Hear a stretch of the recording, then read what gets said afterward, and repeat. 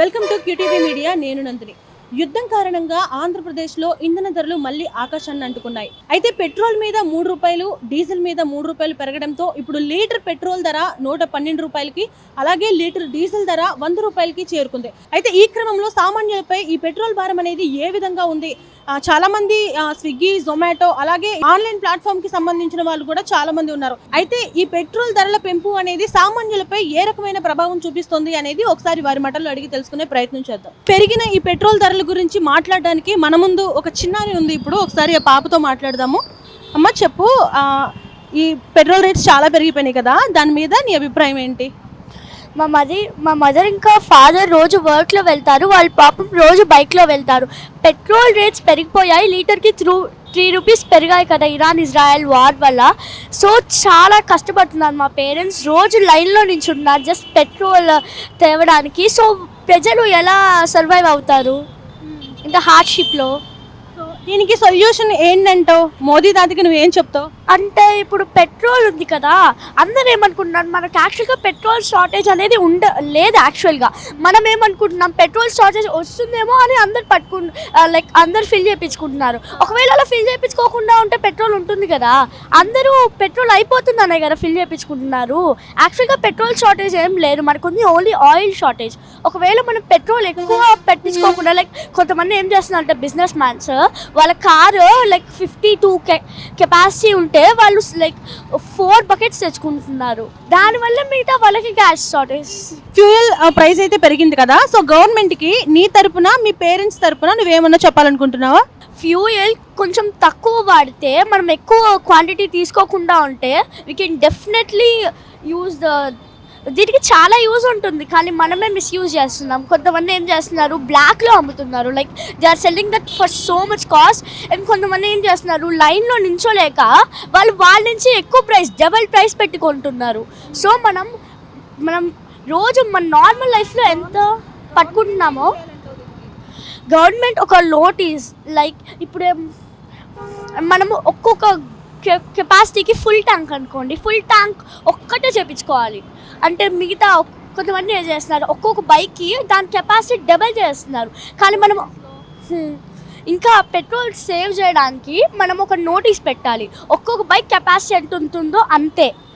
ఒకవేళ మనకి ఇంకా ఎక్కువ కావాలనుకో, you just have to tell the proper reason. మా పేరెంట్స్ రోజు కష్టపడతారు, అందరు పేరెంట్స్ కష్టపడతారు, అందరు మిడిల్ క్లాస్ పేరెంట్స్ ఇంకా ఎవరైనా వాళ్ళ కిడ్స్ కోసం కష్టపడతారు. ఇప్పుడు మాకు ఫినాన్షియల్గా చాలా మనీ లాస్ ఉంటుంది. లీటర్కి 3 రూపీస్ పెరిగింది. 3 రూపీస్ అంటే ఆషామాషయం కాదు, 1 రూపీ తేవాలంటే చాలాసేపు పడుతుంది. సో గవర్నమెంట్ కొంచెం ప్రైజెస్ తగ్గించాలి. ఇప్పుడు కొంచెం రిచ్గా ఉన్న వాళ్ళేమో ఎక్కువ కొనేస్తున్నారు, మరి మిడిల్ క్లాస్ వాళ్ళకి ఎలా వస్తుంది? So that's my solution for the problem. అంటే లీటర్కి 3 రూపాయలు పెరిగింది పెట్రోల్ డీజిల్ రెండింటి మీద, దాని మీద మీ అభిప్రాయం? ఏం ఉండేది ఏముంది, వార్ జరుగుతుంది కదా, దాని గురించి టైట్ అవ్వచ్చు. పర్లేదు అనేసి మీరు ఎంత పెంచినా తప్పదు. పర్లేదు కాదు, తప్పదు. పర్లేదు ఏంటి, నిత్యావసర వస్తువు ఇది ఒకటి, నిత్యావసర వస్తువు అలవాటు అయిపోయాం, ప్రతిదానికి దీనికి వెళ్ళాలా అది మా అవసరం అంతే. ఎంత పెంచినా ఇంకా 2 కాదు, 4 కాదు, 3 పెంచినా మాకు తప్పదు అంతే. కానీ అడ్జస్ట్ అయిపోతాం ఇంకా అంతే. మా మీడియం ఫ్యామిలీస్ స్కూటర్ల మీద తిరిగేవాళ్ళు అడ్జస్ట్ అయిపోవడం మా బతుకులు అంతే. పెట్రోల్ రేట్లు, డీజిల్ రేటు 3 రూపాయలు పెరిగింది కదా, దాని మీద మీ అభిప్రాయం? మా కోడిగుడ్డు వచ్చేవాడికి 6 రూపాయలు 7 రూపాయలు పెంచేసారు. దీని కూడా పెద్ద సమస్య కాదమ్మా, ఎందుకంటే రూపాయలు 2 రూపాయలు 40 రూపాయలు పెంచితే బాధపడాలి. 3 రూపాయలు అంటే పెద్ద సమస్య కాదు, పెద్ద సమస్య కాదమ్మా. ఇప్పుడు ర్యాపిడో డ్రైవర్లు కానీ లేకపోతే ఆటో డ్రైవర్లు కానీ వాటి అంటే దీని మీదే జర్నీ మీదే వాళ్ళ ఉపాధి కదా, సో అలాంటప్పుడు వాళ్ళకి లాస్ కదా. వాడు పెంచుకుంటారు రేట్లు. మరి ఇప్పుడు ర్యాపిడ్ ఉంది అనుకో, వాడు 50 రూపాయలకి ఇప్పుడు 60 రూపాయలు 70 రూపాయలు చేసుకుంటారు, మరి వాళ్ళు బతకాలి కదా. మరి దాని భారం ఎవరి మీద పడుద్ది? మన మీద పడుద్ది. మన మీద పడుద్దమ్మా. తాగి నీళ్ళు తాడబోజు పెట్టి మనమే కట్టాలిగా, ఏదన్నా వేరే వాళ్ళు రారు కదా, మనమే తప్పదు. ఇక ఏ గవర్నమెంట్ వచ్చినా తప్పదు. ఇది సార్, పెట్రోల్ రేట్లు పెరిగినాయి కదా, లీటర్కి 3, డీజిల్ కూడా 3 రూపాయలు పెరిగింది, సో దాని మీద మీ అభిప్రాయం ఏంటి? ఇక పెట్రోల్ డీజిల్ అయితే డబ్బును ఎలాగో ఫేస్ తీసుకుంటాడు, కానీ సామాన్య మనం కష్టం కదా. ఇంకా ముందు కూరగాయలు దొరుకుతుంది అవకాశం లేదు, చాలా ప్రాబ్లంగా ఉంది. ఇక ఎలక్ట్రికల్ బళ్ళు వాడుకోవడం చాలా బెటర్ కొంతవరకు. ఇక దూర ప్రాంతాల లెవెల్ ఎక్కువ ట్రైన్లో వెళ్ళడం మంచిది పెట్రోల్ సేవ్ చేయడానికి, ఇంతకన్నా వేరే ఆప్షన్ లేదు.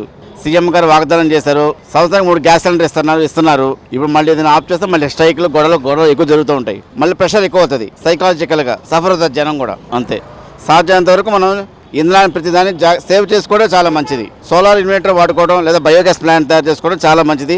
పర్యావరణానికి ఏ కాలుష్యం ఉంటుంది, కొంతవరకు తగ్గించవచ్చు.